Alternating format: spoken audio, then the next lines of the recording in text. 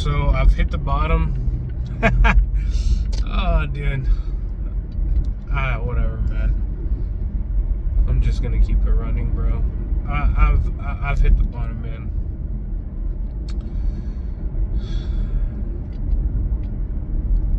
That's crazy, bro. That's crazy. The deal.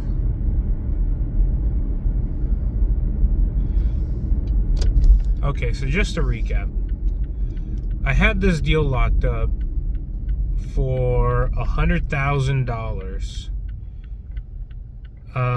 It looked good,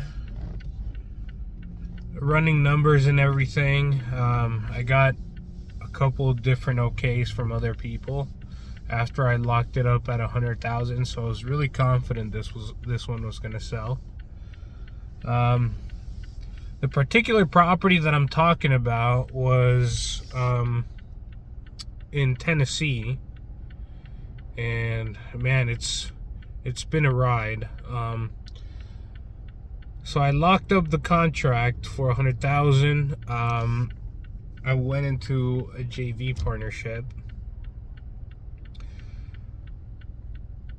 and they were like, yeah, we can totally sell this thing at like 125, 130. I said, okay, great. I signed the partnership, and there was that.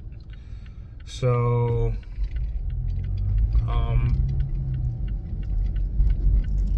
we ended up having a little bit of issues getting buyer walkthroughs. Getting a couple cash buyers to walk the property because the seller wasn't being that cooperative at the beginning. Then through, some persistence and just saying, hey, we signed a contract that, we need to uphold the contract. We need to get access to the property so we can walk through it or whatever. Okay. One or 2 weeks end up going by, and we finally get like a walkthrough. Or maybe it was like 3 weeks, and then, oh man, we end up getting like 1 or 2 buyers walking the property, and after a couple of weeks, I don't know, I'm sorry if I just kind of spew everything out of order, but long story short, we end up assigning the contract for $139,000. I said, okay, great. When I first got the email for the assignment that I saw signed, there was another JV partner there, and I said, that's kind of strange. But the JV partner, we'll call him JV partner 1, that's the one who I signed the JV with, ended up signing another JV with a third partner, and they signed an agreement saying, hey, anything above 130, if you can assign it above that, then you can keep. So me and JV partner 1, we're gonna split the $30,000 fee 50-50, and the third JV partner was gonna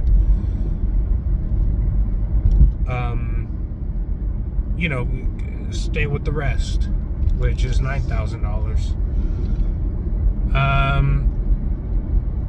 Another week goes by, and they want to do another walkthrough, and I said, that's kind of strange. Okay, I'll just let my JV partners kind of handle it. They were kind of keeping me in the loop because obviously I needed to get the seller to get him to give us access and be a little bit more cooperative, because he was being a little restrictive with regards to access or whatever. So we were all kind of trying to keep each other in the loop there. But today I got extremely bad news. So they walked the property yesterday again because they needed to get a foundation quote from, I don't know, this company or whatever. They end up coming back with a quote of $38,000 for the foundation. Additionally to the repairs that we accounted for, because the property it was a full gut. See, we knew that it was going to be a full gut. We didn't know there was foundation issues. I didn't know there was foundation issues whenever I first locked up the contract. Anyways,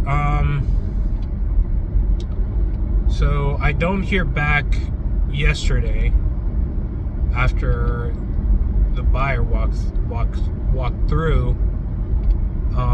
I don't hear back from my JV partner 1, and I said, well, that's kind of strange. The walkthrough must have done something. So today, after the walkthrough, they say, hey, the foundation's $38,000. JV partner tells me that,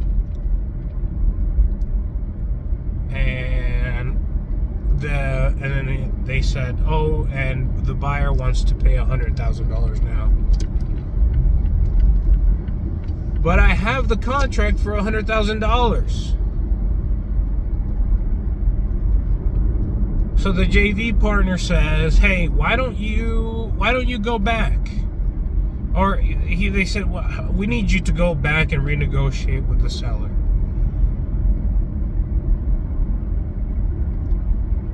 Now that I'm saying this out loud, naturally it feels like this is something that I should have anticipated. However, I saw that it got assigned, and I was like, I just called it done, because I said, oh my God, we signed the agreement already, everything's good to go, we just need to go to closing. And then I said, well, we signed the assignment contract already, why are you telling me that I need to go back to renegotiate with the seller? So JV partner says to me on the same phone call where I got notified the news, said, hell yeah, we signed on the assignment contract, it said that the 139 was contingent on a buyer walkthrough. Now granted, he had already walked through the property once already,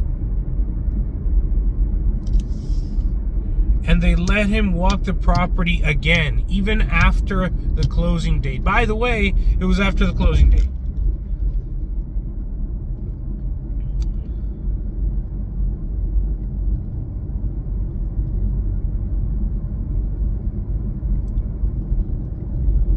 So now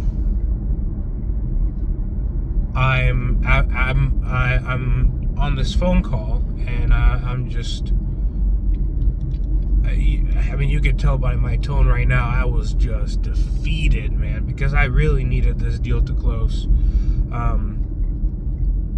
Right now I have $1,500 in my bank account, and I am in debt around $10,000. I was really counting on that deal to close, and now I don't have anything. I can't, there's no leverage on my side, because one, I mean, my job was to get the seller to comply and, get his death certificate and, be able to, actually get us into the property so we can get a buyer through. And the JV partners just kind of like, oh yeah, we're just gonna try our best, blah blah blah.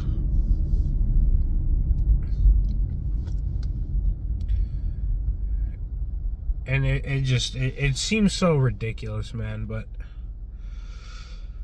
I feel like I should have seen it coming. But man, I feel like shit, man. And anyways, after that phone call with the JV partner, I tried to go and renegotiate with the seller.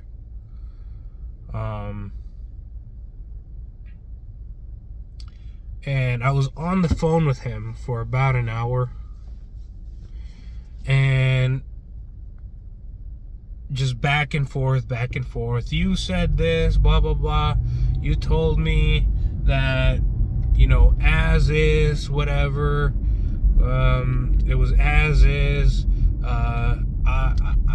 You know, you told me that, you know, to, you know, give you access or whatever, and yeah, you know, you guys put that in the contract, so now I want you guys to hold up your side of the contract. Why do I have to lower my price? And I said, well, we didn't know about the foundation. He said, well, that's not my problem. You guys said as is. And oh my God. And you know, I reminded him, because obviously I needed to sell him on wanting to take the lower offer. I said, well, remind me again, why are you doing this? Oh, well, I don't have the money or the time to do that. I'm getting old, blah, blah, blah. And then I said, well, what feels riskier to you? Is it, you know, to, you know, be able to work with us? Or I said, do you want to do all the work yourself and, you know, have to come up with all the money? Or would you just want to work with us? And, you know, since we did get this new information that, you know, and we're still able to buy the property, we just have to be at this price. He said, you know what feels riskier? It feels riskier for me to, you know, not work with you guys or whatever. Like, and I said, okay, I totally get it, because I get where he's coming from, right? I mean, but at the same time, like, you know, I didn't know the foundation. I mean, I knew the property needed a ton of work, right? And I calculated around $90,000 to $100,000 in repairs, right, for the property. Apparently it needs like 140, which is a crazy amount. But like, how the hell am I, like, and then I don't know, I guess it was also my fault. I should have asked about the foundation as well, and even then, but dude, it was a whole mess in that phone call. But he really sounded like he sounds like he doesn't want to, you know, hold on to the property, but he also doesn't want to take a lower offer, because we said, oh yeah, no, I held up my side of the contract, so you guys hold up yours. So I just don't know what to do. And yeah, I'm just kind of stuck. I'm stuck because I was really, really counting on that $15,000 hitting my bank account. That was supposed to hit last week. And now it's a week later from when we were supposed to close. They walked the property again yesterday, which was after we were supposed to close. And now the guy wants to pay $100,000. Like, it's ridiculous, man. We should have just executed on the agreement. Like, we should have just executed on the agreement, dude. Like it's so stupid, man. There's so many things I should have done better. And obviously I'm learning, but man, that one really fucking hurts, man, because I really needed that money, bro. So I'm gonna see. The seller told me to call him back tomorrow, so I'm gonna see if if we could still make a deal happen at $80,000. because I anchored him down at like 60,000. He was like, whoa, no, I'm not taking that. Like, I'm already at 100,000. And then I said, well, we're at 60, the contract's at 100. Is there somewhere we can meet in the middle?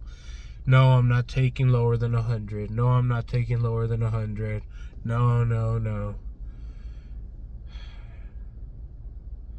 And then, I said, okay, well, let me just see what I can do. And then now I'm just here right now.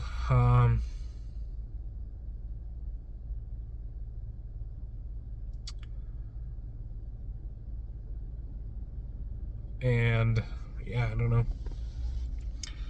I mean, I get where the buyer's coming from too, but man, I just don't know. I don't know, man.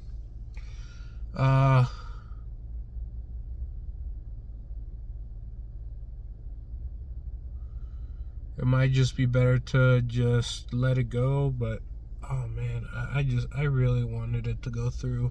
Also, one thing that we speculated is that the buyer and the seller kind of talked with each other, and then maybe the seller kind of told the buyer what we got it under contract for, so maybe that's why he's coming in at 100,000. That's one thing that we did think about, me and the JV partner, because the seller was there whenever the actual buyer was walking the property. And yeah, I don't know what I'm gonna do, man.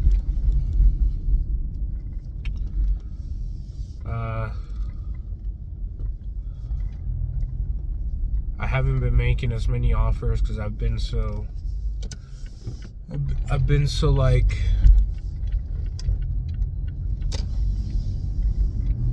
well, anyways.